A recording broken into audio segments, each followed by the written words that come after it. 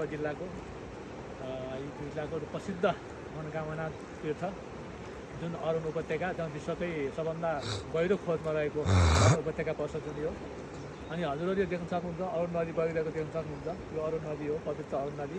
र जुन हाम्रो एउटा मनोकामना भने खेम गुरुङको एउटा गीत पनि हजुरले सुन्नुभएको होला। र यसमा के छ भने पारी उपरि मनोकामना पसल पारी, यो वारी जमुना पारी जमुना भनेको वारिपट्टि यो जमुना मनोकामना मन्दिर भयो। एउटा जमुनाहरू यहाँ देख्न सकिन्छ हामीहरूले, यो जमुनाहरू हो। त्यही अनुसारले भनेको छ र एकदम प्रसिद्ध स्थल हो यो।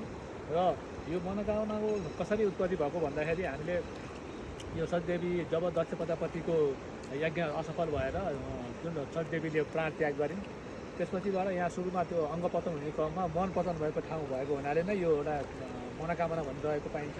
र धेरै राम्रो ठाउँ छ, एकदम रमणीय ठाउँ छ। यो अरुण नदीको तटमा रहेको यो मन्दिर एकदम पवित्र स्थल रहेको छ। र यसलाई यो जति सम्बन्धित निकायले गर्नुपर्ने कुराहरू नगरिनाले अलिकति छाया परिदेखि हो। त्यसैले यहाँ अहिले पनि यहाँ आएर दर्शन गरी आफ्नो मनोकामना पुरा गर्नुहुन सबैलाई अनुरोध गर्छु। जय मनोकामना माता।